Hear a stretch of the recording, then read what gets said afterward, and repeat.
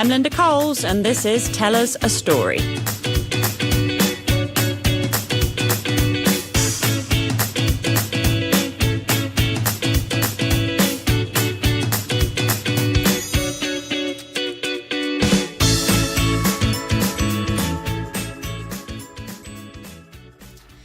If you've ever thought of doing something massive, and I mean really massive adventure-wise, then you're going to enjoy today's guest, because I'm with Kevin Biggar.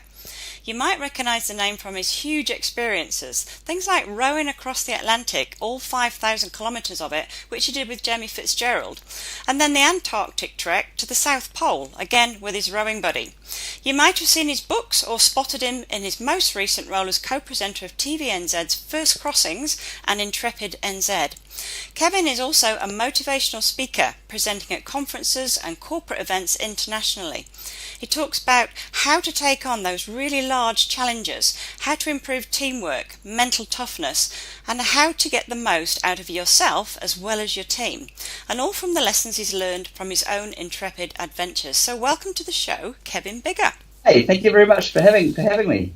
I've been looking forward to this one all week. So you know we've actually met? No. I've met Jamie, but I've never met you. I think we have. Have we? We were at an event. I recall it quite well, and because you were speaking just after me, I think, and for some reason I touched your laptop or changed something, and as a result, I sabotaged your presentation. Now, clearly you can't remember that, which is great, because I felt terrible about it. Well, I thought that was Jamie, but that was you. Heavens! No, that was definitely Jamie. Absolutely Jamie.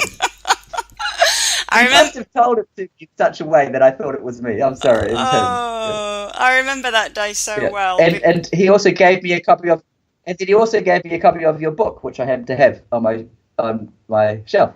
Yes, I did, and you gave me a copy of your book. We signed, didn't we, and swapped.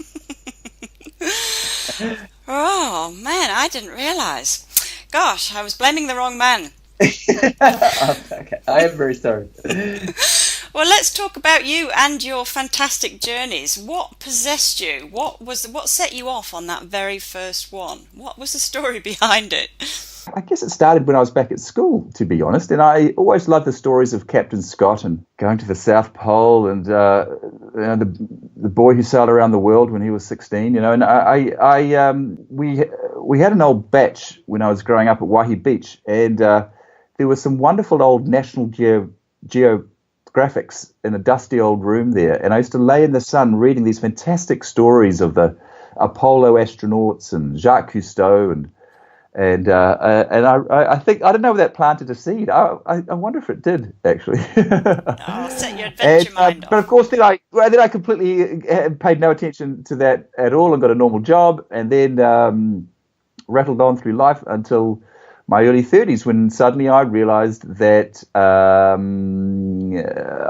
really wasn't living the life that I thought that I would lead when I was 14. There was nothing wrong with my life, but I was starting to get to an age when I really thought that perhaps I needed to take control, or at least make a few choices myself, or at least take some risks, or go in different, I mean, I knew I was going to, at some point, settle down, and things were going to be different then for the next 20 years. And I felt like maybe there was a window of opportunity that was going to close, or I'm not saying it was a very powerful feeling, though, of the fact that my choices in life had been set for me by somebody else, and I really need to make some hard choices. So that's when I decided to quit my job, sell my house, leave my girlfriend, and go back home and live with my mum. I bet Mum loved that. She, no. I think she liked the company, but I don't think I was very good company. But yeah, and so I was sitting on her couch working out what to do next. I had this really bad attitude. Everything seemed risky and hard. Everything I was thinking about doing seemed risky and hard. And look, I knew I was going to go back into the corporate world. I didn't want to, I didn't want to become a bear hunter in Tashkent, or I didn't want to do a massive change. I just wanted to take a few things off my bucket list, so that when I did go back to the corporate world, then I could look out the window on a gorgeous day like it is now and not wish I was someplace else.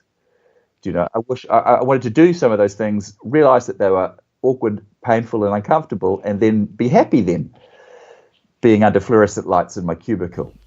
That was the plan. So I actually wrote down a list of jobs that I would like to have, and tried to meet people who were doing those jobs. It's kind of old school thinking, really. And one of the list of things I had in my job was like adventurer. I mean, just ridiculous. I mean, but I mean, there are very few adventurers who actually do it full time as a living. But I was just happy meeting people like Rob Hamill, for example, the first guy to win the transatlantic rowing race. And strangely, it was about that time that I was watching the news on TV, and I saw a clip about the last person to complete the transatlantic rowing race of that year.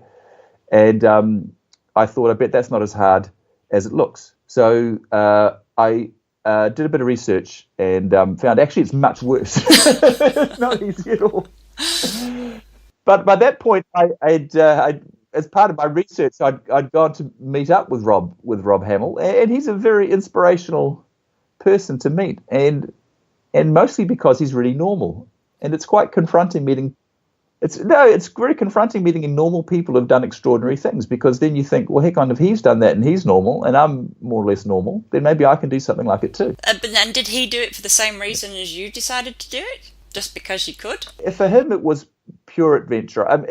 He was an Olympic standard rower, so he was very comfortable in that world, and it was the first time the race had been held. And I think, for him, it was more about pure adventure and winning. He wanted to win the race. Whereas for me, my initial, later on as I got into the race, I wanted to win it. But when I first started thinking about it, was the idea of how amazing it would be to be out in the middle of the ocean at night time and watching the shooting stars and just gently tapping your way across towards the finish line. That's how I imagined it. Quite a romantic notion, really. It was very romantic. It was a Christopher Columbus kind of thing. I mean, the idea of taking, purely by your own will, taking on this enormous expanse of space. And the extraordinary thing is it only takes about 6 weeks to get across. Well, it can take a lot longer, but 6 weeks. But that's not too bad. That's continual rowing, though. I'm guessing that between you and Jamie, somebody always had to be at the oars, did they? It was nothing like the romantic notion I just told. It was absolutely grueling.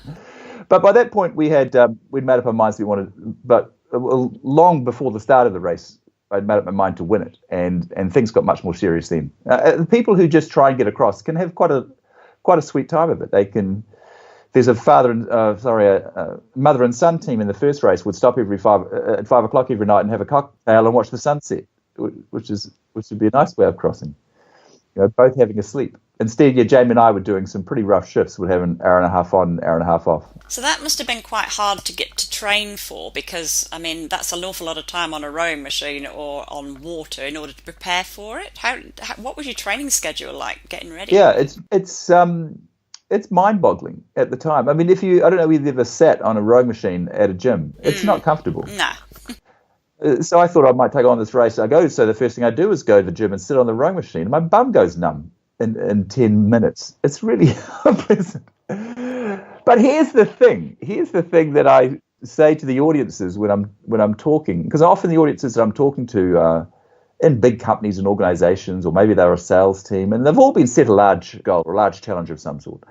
And anything that seems daunting in the first 30 seconds of thinking about it, you can often fix it.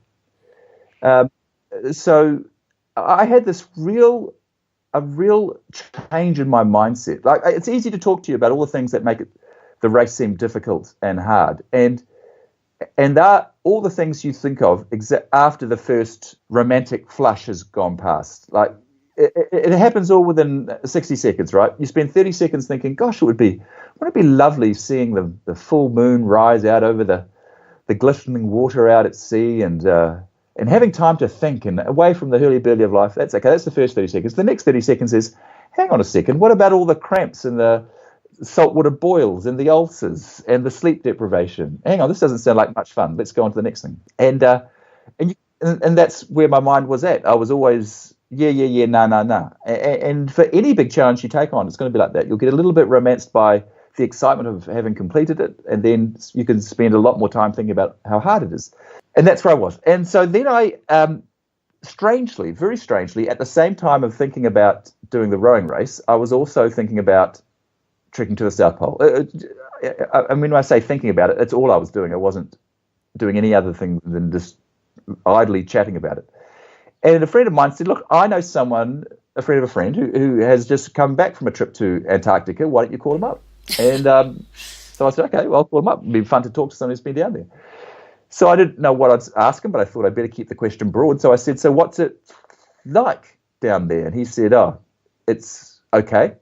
And I thought, okay, he's one of these really tough adventurers. You've got to be very specific with your questions you asked him. So I said to him, isn't it cold? And do you ever guess what he said? He said, you know it's going to be cold. You take warm clothes. And I was just flabbergasted. And I said, what about all the crevasses? Because you read in Scott, they're always falling into a crevasse. Day after day, they're falling into these things. And he says, you know where they are. You walk around the outside of them. I'm like, hang on a second. I've been sold a complete dud in these books that I'm reading. They all make it sound like it's dangerous and difficult. And he was like, his attitude was such a breath of fresh air, which was like, if you know it's difficult and dangerous, then of course you do something about it. Like, you know you're going to be spending a lot of time sitting down. You know that previous crews have complained about what happens to their bum. Well, then you make sure you have this incredibly comfortable seat. There's some things you can't avoid, like the sleep deprivation, but everything else. If that advice, if you know it's going to be cold, you take warm clothes. It's actually really true. Yeah. And the funny thing, so now I watch stories of adventures quite differently. Like previously, when I would look at or listen to news clips of Ranulph Fiennes coming back from the South Pole with frostbite and things like that, I think, oh gosh, he's brave. That's gruesome. How could you do that to yourself? Gosh, he's made of stern stuff. And now I've done it and prepared for a trip like that myself. Now my reaction is, what went wrong? What went wrong in the trip? Because he knew that was a risk. And I'm sure he would have taken some trying to safeguards against that. So either he wasn't prepared or something went wrong with his plans, or maybe he was put in an extreme situation. I'm not saying that to get frostbite implies you've done something wrong, but it's certainly not. It's no obligation. You're not obliged to experience suffering and pain on the way to achieving your goal. Yeah, and frostbite aside, going back to your numb bum, you did something about it because you're forearmed and forewarned, aren't you? When you know that it's going to be cold, it's going to be wet, or whatever the situation is, you can then prepare for it. And that, I guess that's where what your lessons are when you're talking to big business and corporations is getting that point across. They know they're going to have lean times or big times or whatever their thing on the horizon might be, and that you can help them prepare for that. Yes, that's exactly right. The point I try and make is anything that scares you in the first few seconds of thinking about the goal you take on, and that can be anything from losing weight to achieving your sales commission, then you could do, almost always you can do something about it. I do a slightly more sophisticated version when I speak to audiences, because one of the main problems that you have when you take on a goal that's not walking to the South Pole, when you're planning to trek to the South Pole, you don't know anything about it. so you talk to experts. So you don't know. And unfortunately, quite a lot of the time, we're in this world of we think we know. And so we don't. We're not aware of the shortcomings in what we know. That's why I'm thinking a lot about weight loss right now, and it keeps coming up as I reflect on goal setting, because in some respects it should be an easy goal, and often people have it as one of the goals they have for the year. It should be an easy goal because in theory you control all the inputs. It's not like you're trying to start a new business up and there's lots of factors that are outside of your control. In terms of weight loss, you're entirely in control. So that when you don't succeed in losing weight, then you tend to think there must be something wrong with me. I had it happen in a goal setting workshop I was doing recently. I said to somebody wanted to lose weight. I said, "Why aren't you losing weight?" He said, "Because I don't have any willpower." And I really strongly believe that if your system, any system that relies on willpower, isn't going to be one that's going to survive for very long. No. And so, in my workshops and in the longer presentations I do an exercise where I trick the audience. I say, there's this issue of people thinking that they have more skill than they actually do. Let me ask you a question. That wouldn't apply to you, of course, because you're much more self-aware than the average person. But let me do a question and see if I can trick you. So I use a bit of I don't know whether you do this, Linda, in your presentations. Increasingly I'm using sort of a online voting. So you vote from your phone. I know John Shackleton does that an awful lot too. I've never tried it myself. It's quite good when you want to ask questions that putting a hand up would never work. Mm-hmm. So people aren't going to be honest when they put their hand up, but they will be more honest in voting online. Yeah. Yeah, a bit more private. Yeah. So I get them to answer a question and then show it, and then show them. I get them to ask a question. And look, it's very simple. I just ask them if they're an above average or below average driver. And in a large group, it should be 50-50, right? But almost always it's 80%, 90% think they're an above average group. Strangely, the more female gender is in the audience, the higher they rate themselves. Right. Which actually might well be true, come to think of it.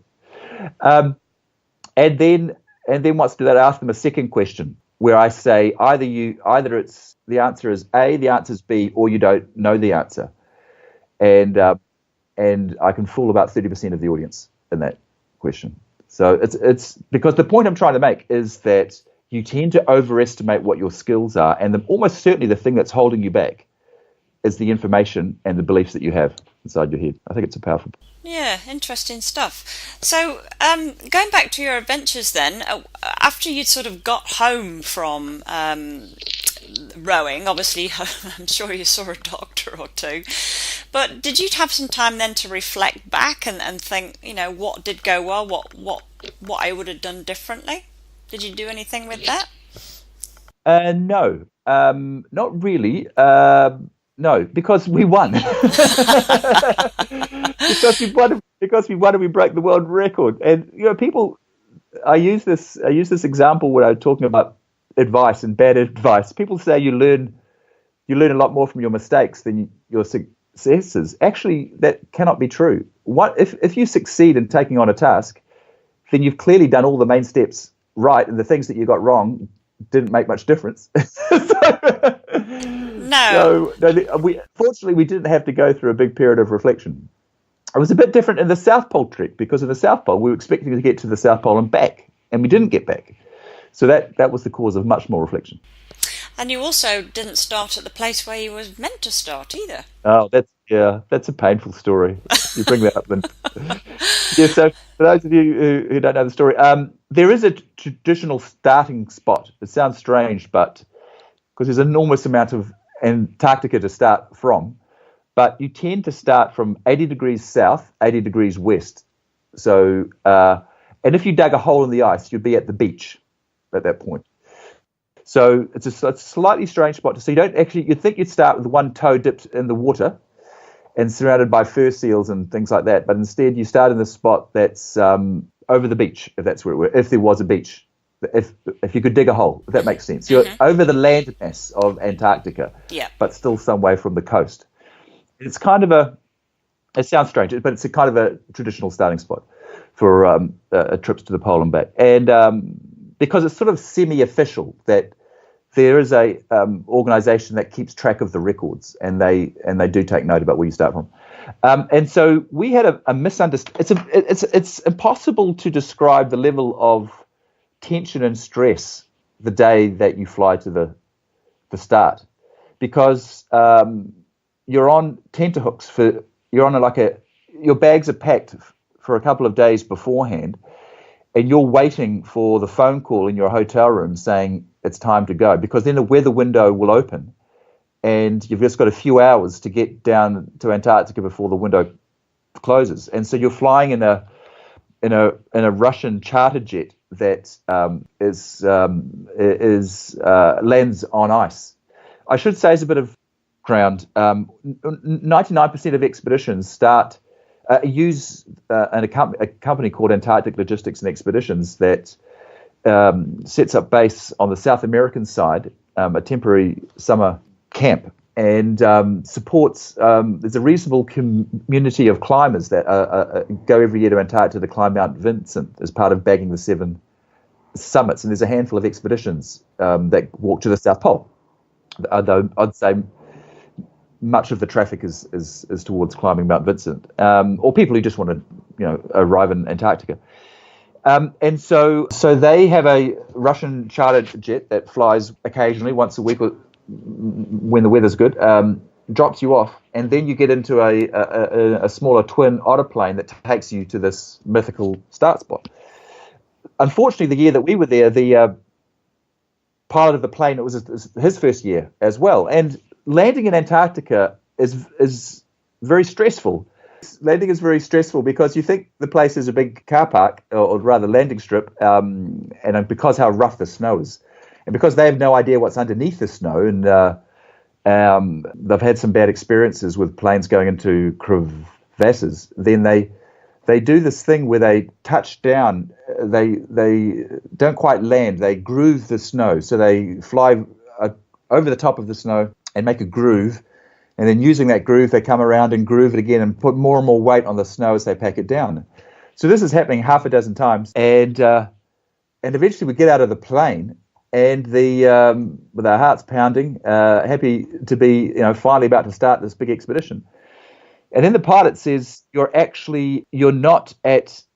said, sorry, we didn't drop you off at 80 degrees south. We dropped you off at 80 degrees and I think it was 9 minutes. So it takes a little while for you to realize. Actually, no, he dropped us off. Yeah, see, I'm confusing myself again. He dropped us off at 79 degrees and a few minutes. And my head's trying to work out: is he saying, are we closer to the pole? Are we further away? I said, but I thought he dropped us closer. I said, okay, well that's okay. We'll just walk away to where we should be.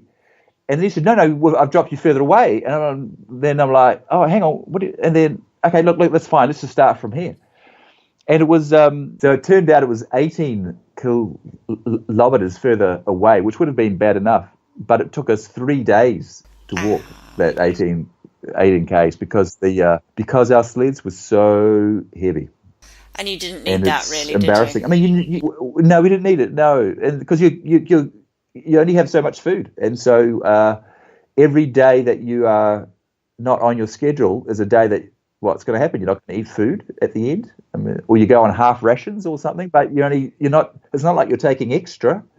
You're going to be starving yourself on the way to the pole because you can't take all the food that you need. So, no, it was sobering. It was some very grim times the first couple of weeks. Very character building. Yes, I can imagine. At least you had someone to talk to. You weren't totally on your own on that expedition. So how did you track your journey? How did you know if you were making progress as well as tracking your rations? Oh, we had a GP. Yeah. So it is a bit tricky because a compass doesn't point south or north. It points well off the coast. The magnetic South Pole is well off the coast of Antarctica. Mm-hmm. And because you're quite close to it, the curvature, the angle changes, if that makes sense. Like if you're in Auckland, you know to add whatever it is, 17 degrees on to compensate from magnetic north to true north. In Antarctica, every week you'd have to change it because as you get closer to the pole, those lines curve away.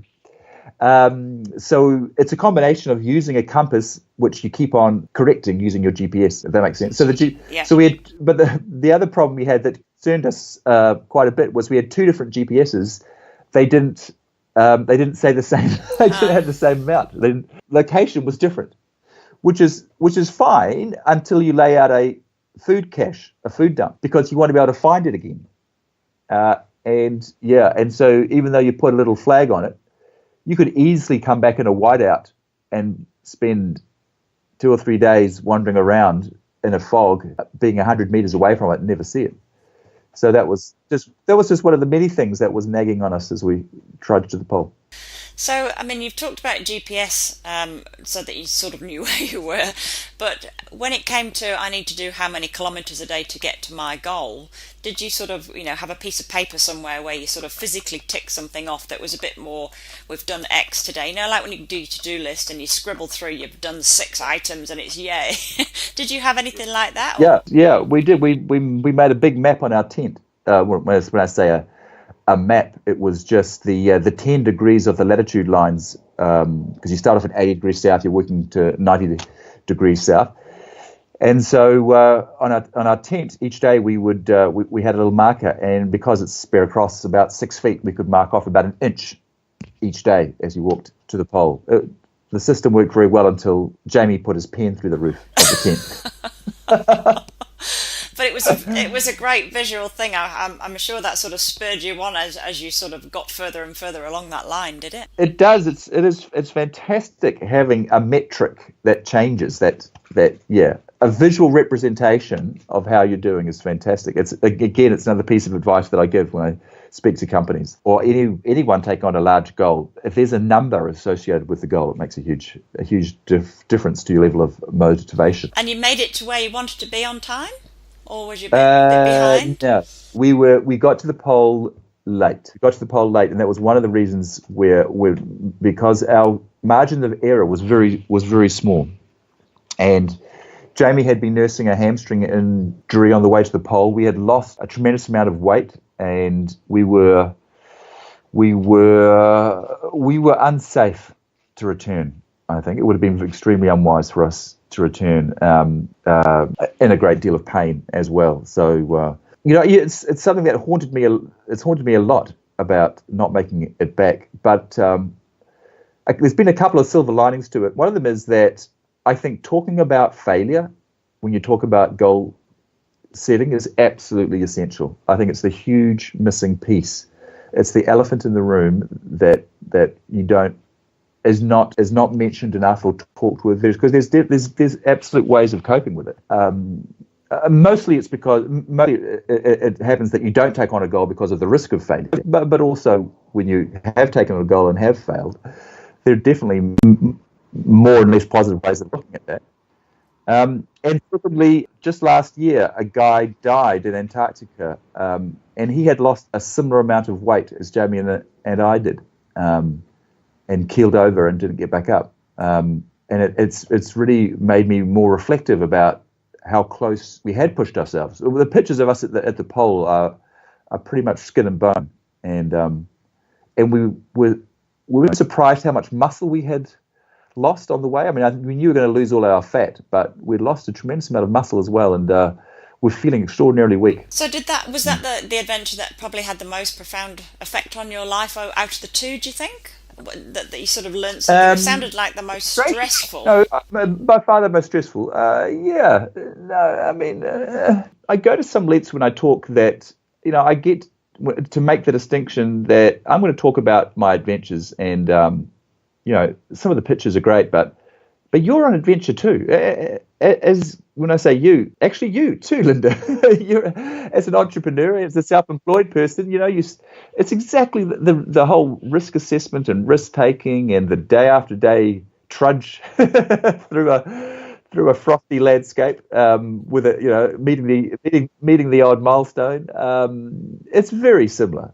It doesn't have the romance. It doesn't have the romance until you've made some money and you're sitting in Fiji somewhere and enjoying a cocktail and thinking, actually maybe I do have a great lifestyle. But it's very similar in terms of all the psychological aspects. And so when you ask me what did I learn the most from, I've learned a lot from the first one, a lot from the second about how to take on adventures, but also in the second one and from all the 21 episodes of First Crossings and working with a film crew and the speaking and being a small business person now, the adventure goes on in a way. You're learning things every day. I'm putting myself under pressure and stress, and for me, definitely the first step was the hardest one. The very first step, I thought maybe I don't have to work in the corporate world, and maybe I could take a break from the corporate world. I always thought I was going to go back. In fact, I except for a short stint, I've managed to stay away, but that thought, people say, when's the hardest time to quit? When is the hardest time in any of these expeditions? And if by that they mean when was it easiest to quit, it's easiest to quit when you've first had the idea that you're going to do something, because then it just seems ludicrous. It just seems you've got no reason to take it on. You've got no justification. I mean, but it doesn't have to mean that you have to completely jump out of what you're doing and row across the ocean. Even for me, going from doing speeches to doing workshops or from now I'm doing a lot more coaching, personal coaching. They seem close, but each of them is an adventure and full of learning, and I feel like I'm starting again from the scratch. And sorry, I'm rambling on. Well, I'm just conscious of time now, so I've just got a couple more questions for you, and that's more to do with how you market yourself, because obviously, people need to know or where they can find you. So you're obviously active on social media. You've got your Facebook page, you've got your LinkedIn page. I would think it's mainly companies that book you, so you're going to be spending time on LinkedIn. Would that be fair to say? Is that where you're fairly active? Is that where people can find out more about you? I'm scribbling down your advice as fast as I can, Linda, because I know that you're a social media expert. And when you say active, I am. I'm not a Luddite, but I wouldn't say I'm active. It's one of my big pushes for the remainder of this year is to become more active and to start to blog and do things like that. Like I'm very fortunate in that I've been in the game for some time now. So the way people tend to find me is through my website and the organic rankings. So for motivational speaker, for example, and a guest speaker, keynote speaker, I tend to rank high, which is great. And I need to, and I watch that carefully to make certain that it stays high. I don't spend a lot of time on it. I'm just because Google changes the magic source all the time. Yes. But it's just recently become clear to me that it seems strange that it's something that drives probably 80% of my income, and I'm not hands on the steering wheel.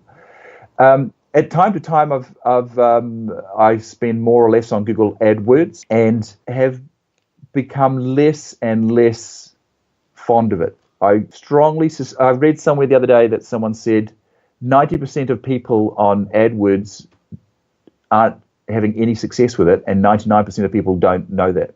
No. Right. And I'm really trying hard not to be one of those. And I guess I'm the classic small business person who heard something about AdWords, messed about a little bit, started something up, got a bit hard, got distracted, went on to other things, and then started to become appalled as they saw how much they were spending. And then went through the whole process of working out how many people actually click on an ad and then go on to contact me. Yeah. And the answer is eye-wateringly few compared to what I spend. And I'm much better off increasing my organics. And then, strangely, I hear this from other companies as well, companies that invested. I spoke to a company recently that had spent $1,000 on one click, yet the leads that were coming through were terrible. And now they're going to Facebook. And strangely, they're having luck on Facebook. For me, I would have assumed that the people who employ me aren't on Facebook, and I think I should throw a few stones at that assumption. Well, my last question to you is, what is that one piece of advice, whether it be life or love or work or whatever it is, that you'd like to pass on to the audience? What is that one thing that you stand by? I strongly believe not to take generic advice from someone who doesn't know your personal circumstances. I'm sorry. I've just written a whole blog. You were talking about being active on social media. Well, my very first step was to write a blog, which I posted on Friday, about 7 ways to detect bad advice. Because I'm in the business of giving advice, and so I'm acutely aware that I have to run a fine line between providing advice that is interesting and novel and unique, and yet still will apply to most of the people in the audience, and they don't know it. And that's not the way you go into a doctor's office. don't go into a GP's office and sit down and they say, you know what you should do? You should eat healthy. You should. I mean, they could, but it would be very stereotypical advice. I'm sorry, I can't give you that soundbite. Other than please go and read my blog on LinkedIn. Well, I wish you'll do that. So, Kevin, what is the website you'd like people to go and visit you at? So it's kevinbiggar.co.nz. Okay, and that's Biggar AR on the end. kevinbiggar.co.nz. Yes, don't put an S on the end of my name. It's most unkind. Lovely. Oh, you've got the joke. That's terrible. Right. Well, lovely. Thank you, Kevin. We've come to the end of the show. So thanks for your advice. It's been lovely listening to your antics and your adventures and what you've learned and how you share that with industry in your presentations and your workshops. So thanks once again for coming on the show. Thank you. Cheers, Linda. Appreciate it. Bye-bye. You've been listening to Tell Us a Story. Why not subscribe or rate us next time you're on iTunes?